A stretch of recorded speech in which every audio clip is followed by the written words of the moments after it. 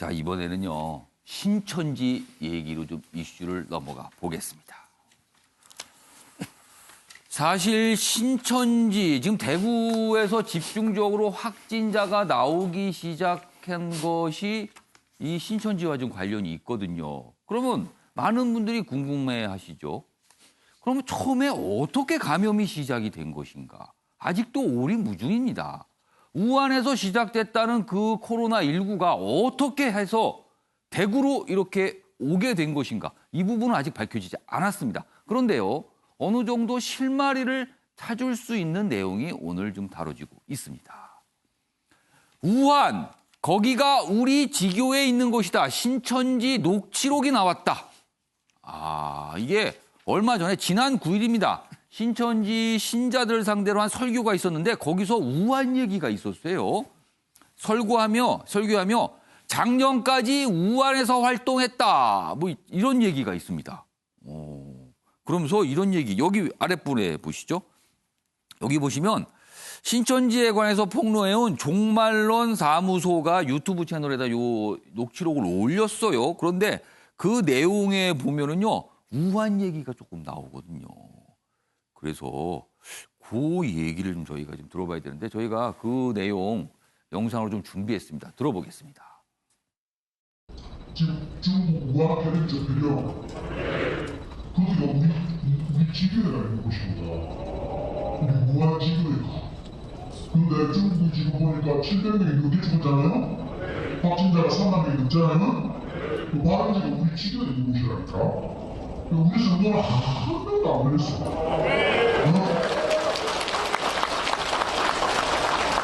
감사하죠. 우리가 제대로 서 있으면 지난 가운데 믿음 가운데 제대로 서 있으면 하나님이 지켜주시고 보호해 주십니다. 자, 저 내용 이제 우한 얘기가 나오고 그럼 우한에서 뭔가 활동을 했다. 뭐 이런 게 좀 생각이 들잖아요. 자, 기사 좀 이어가 보겠습니다. 그런 가운데요, 홍콩 언론이 앞에 기사 다시 좀 보여주세요. 앞에 기사로 좀 다시 넘겨주시기 바랍니다.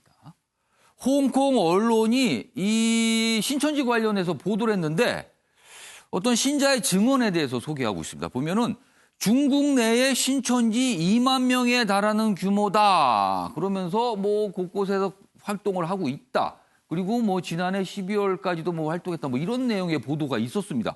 그러니까 뭔가 우한에서도 있었다. 이렇게 추측이 되잖아요. 그동안 신천지 측에서는 우한 쪽에는 신천지 교회가 없다라고 했어요. 그런데 지금 이 홍콩 언론의 보도 그리고 방금 들으신 녹취록을 들어보면은 신천지 쪽에 뭐가 있는 거 아닌가라는 생각이 들게 됩니다. 그리고 혹시라도 그쪽 우한 쪽에서 활동하시는 분이 한국으로 그 사이에 넘어온 게 아닌가. 그렇다면 감염 경로에 대해서 어떤 추정이 가능해지거든요. 그런 의심을 사고 있는데 신천지 측 신자는 한국에 안 들어왔다라고 좀 설명을 하고 있습니다. 여기에 설명이 좀 더 있어요. 그러니까 이런 부분이 논란이 되자 설명한 게 있습니다. 신천지 측은 우한 교회 신자 수는 350여 명으로 확인된다고 인정했다. 다만 행정상 120명이 넘으면 교회로 명명하지만 교회 건물은 존재하지 않는다. 그러니까 신자들이 있어서 교회라는 명칭을 쓰지만 물리적 공간은 없다라는 뜻이 된 거예요. 해명이 그렇습니다. 그리고 지난해 12월부터 현재까지 우한 신천지 신자가 한국에 입국한 적은 없다라고 재차 주장했다. 일단 이런 거에 대해서 이런 의혹에 대해서 부인을 한 겁니다. 그러나 여전히 좀 궁금해지긴 합니다. 이혁근 기자. 아직까지 대구 신천지 관련해서 감염 경로가 모르고 있어요. 근데 어느 정도 이제 실마리를 찾을 수 있는 어떤 얘기인데 일단은 신천지 측에서 부인하고 있습니다. 이걸 좀 어떻게 봐야 될까요? 신천지 측이 이제 우한 교회 신자 수에 대해서는 인정을 하면서도 어찌 보면은 한국으로 들어온 신자들은 없다 이렇게 애매한 태도를 취하고 있거든요. 그런데 한 가지 좀 주목해 볼 게 2018년에 예배당은 모두 폐쇄했다. 이렇게 같이 주장을 했다는 말입니다. 그렇다면 지금 저 앞선 한국일보 기사에서 교회라는 건물이 존재하지 않는다라고 했는데 예배당은 폐쇄했다라는 것과 약간 앞뒤가 안 맞는 주장이 되는 것이죠.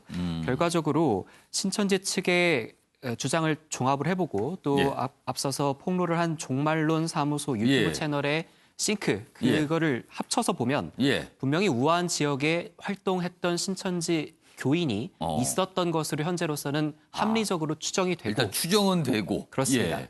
합리적으로 추정이 되고 또 거기에서 한국으로 들어온 교인의 숫자가 아직까지 확인은 되고 있지 않지만 가능성은 배제할 수 없다 이렇게 평가할 수 있겠습니다. 일단 가능성을 좀 열어두고 좀 볼 필요는 있다는 분석이네요. 예, 현근택 변호사. 더 나가면요.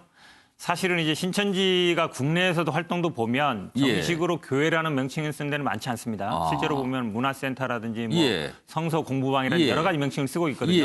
그럼 저게도 명칭이 보면 120명이 넘지 않으면 교회라는 명칭을 안 쓰지만 다른 교회 이외에 다른 시설이 있을 수 있다라는 걸 암시할 수 있고요.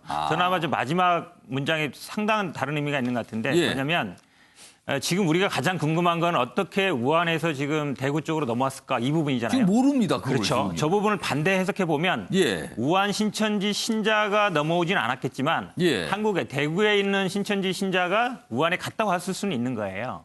반대로 해석해 보면 물론 지금 신천지 측의 해명이 지금까지 계속 보면 언론에 나오거나 팩트로 확인되는 것만 인정하는 식으로 가고 있거든요. 그렇다 그러면 사실은 우한에 있는 교회라든지 아니면 다른 시설을 자체적으로 운영한 게 아니라 지금 아까 말씀처럼 보면 부산에 있는 그 지파에서 운영을 한다 그랬거든요. 그러면 아마 한국에 있는 사람이 오갈 수는 있는 거예요. 그렇게 본다 그러면 저는 아마 결국은 이 대구 쪽으로 대구나 아니면 뭐 부산이든 어딘지 모르겠지만 이 왕래는 있었다. 어떤 시간에도 왕래는 있지 않았겠느냐. 그게 결국은 감염원이 됐을 가능성은 있다라고 봅니다. 그러니까 지금까지 신천지 측에서 뭔가 좀 설명을 하는데 이제 많은 분들이 100% 석연치가 않다. 조금 좀 부족한 부분이 있는 거 아니야. 이런 지적이 있어서 이런 보도까지 오늘 나오고 있습니다. 사실 지금요. 무슨 종교계 관련돼서 본인들의 입장보다는 사실은 국민 전체 안전이 더 중요한 거거든요. 조금이라도 도움이 되는 정보는 다 밝히는 게 지금은 맞을 거란 생각을 많은 분들이 하고 계십니다. 다음 기사 하나 더 있는데요. 마저 보겠습니다. 신천지 1,290명 참석했다던 과천 예배 전국에서 알아보니까 9,000명 넘게 왔다. 그러니까 이게 또 설명이 좀 다른 거예요. 그러니까 지금. 경기도 과천본부 조사 명단 확보, 서울에서 4,000명 넘게, 타 지역에서 169명 참석했다. 이 숫자가 너무 차이 나지 않습니까, 지금요? 물론 무슨 착오가 있을 수도 있고 그렇지만 그런 것 치고는 너무 큰 편차라서 이게 좀 여러 가지 또 지적을 받고 있습니다. 그리고 역시 같은 내용이 있습니다. 우한의 지교회 뭐 녹취록이 나오자 신천지 신도는 있지만 최고의 한국에 안 왔다. 역시 뭐 이런 설명을 했다는 내용까지 좀 담겨 있습니다. 가장 중요한 거는요. 지금은 정확한 정보입니다. 정확한 정보, 정확한 이동 경로 이거에 있어야지만 코로나19 잡을 수 있습니다. 자, 이번에는요. 많은 분들이 여전히 많이 알고 계십니다. 이제는 마스크도 꼼꼼히 써야 되고 대중교통 이용할 때 뭘 조심해야 되는 거 이런 거 다 알고 계신데 그래도 좀 혼동되는 면이 있거든요. 그래서 저희가 또 알려드리도록 하겠습니다. 마스크만큼 위력적인 손 세정제. 코로나 이길 무기 꼭 갖고 다니세요. 마스크도 중요하지만요. 손 씻는 거 이거 정말 중요하답니다. 왜냐하면 이 손을 통해서 입으로 갈 수 있고 코로 갈 수 있고 있는 거거든요. 여기 보면 여기 있습니다. 여기 보면 요 앞부분 좀 잡아주세요. 기사 앞부분. 지금 요즘에 이 영화 아마 보신 분들 많을 거예요. 영화 컨테이전 2011년에 나온 영화인데 지금 우한 관련된 묘를 미국을 배경으로 했는데 굉장히 흡사하게 묘사하고 있거든요. 근데 그 영화에서 나오는 대목이 하나 있습니다. 여기 보면 이제 역학조사하는 인물과 어떤 친구와의 대화인데 이렇습니다. 극중 동료에게 이런 말을 합니다. 그건 그렇고 제발 내 손으로 내 얼굴 좀 그만 만져. 이렇게 얘기합니다. 그러니까 자꾸 손으로 얼굴 만져서 이런 데 잘못 맞으면 감염될 수 있다라고 경고를 한 거예요. 이런 대사가 또 있습니다. 여기 보시면 좀 알아두실 내용들이 있어요. 대중교통 등 타실 때 반드시 마스크 착용하시고요. 그리고 대중교통 손잡이는요. 소독할 때 여기는 꼼꼼하게 소독을 좀 하셔야 된답니다. 그리고 손 씻기 자주 하시고요. 불필요한 외출 자제하고 손 세정제 좀 휴대용 갖고 다니시면 좋다고 합니다. 액체로 된 것도 있고요. 아니면 물티슈 같은 데 사실 알코올 성분이 있어서 세정 효과가 있는 것도 있는데 이런 거는 좀 갖고 다니시는 게 좋다. 그리고요. 이 내용 좀 더 설명해 드릴게요. 길거리 소독 요즘에 많이 하고 있죠. 그리고 바닥 소독도 많이 합니다. 그런데요. 바닥 소독은 소용이 없다고 합니다. 바닥에 설사 바이러스가 있더라도 사람들이 손이 가지는 않거든요. 그냥 지나가는 겁니다. 차라리 사람들의 손이 많이 가는 곳들, 어떤 테이블이라든가 손잡이라든가 이런 걸 꼼꼼히 소독하지 바닥에다 소독약 뿌려봐야 이거 소용없답니다. 그래서 여기 기사 중에는요. 그거 전시행정이다 이거. 보기만 좋지 실제 효과 없다 이런 지적 나옵니다. 그러니까 이것도 좀 알아두셨으면 좋을 것 같습니다. 다음 기사도 있습니다. 다음 넘겨주세요. 10분이면 끝. 코로나19 드라이브스루 검사 도입. 드라이브스루요? 드라이브스루는 뭐 음료나 뭐 식품 같은 거 살 때 이렇게 차에서 안 내리고 건네받는 건데 이 코로나19 선별진료소에서도요 드라이브스루를 합니다. 그래서 원래 선별진료소를 방문하시면 30분 이상 걸리거든요. 다 끝나려면. 그런데 이 드라이브스루 방식이면 10분이면 간단하게 할 수 있다. 그러네요. 그럼 어떤 모습인지 저희가 영상으로 준비했습니다. 보시죠. 여기 보시면 사진 쭉 보세요. 여기 보면 코로나 뭐 선별진료소라고 돼 있죠. 영상이 아니고 사진입니다. 그러면 옆에서 차가 오면 멈춥니다. 그리고 전 검역관이 가서 뭔가를 물어보고 문진을 하고 그다음에 검출을 합니다. 이제 검사할 대상을 뭐 혀에서 이게 묻어서 확보를 하고요. 그리고 몇 가지 주의 조치를 알려드리고 차를 보냅니다. 자, 차를 보내면요.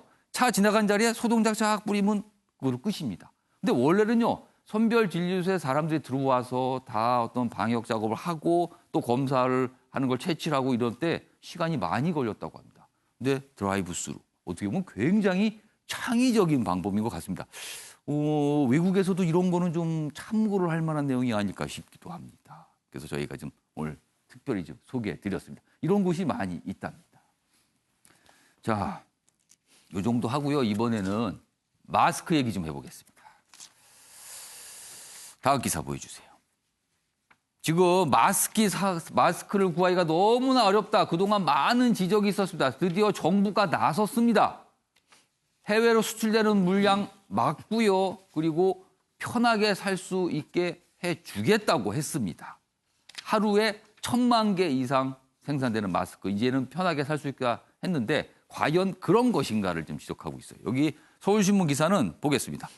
허탕친 마스크 오늘부터 약국, 우체국, 농협에서 살 수 있다. 이렇게 돼 있습니다. 식약처 대구 경북에 100만 장 우선 공급. 한때 부처 간 생산량 판매처 오락가락했는데 지금 보면 약국, 우체국, 농협이에요.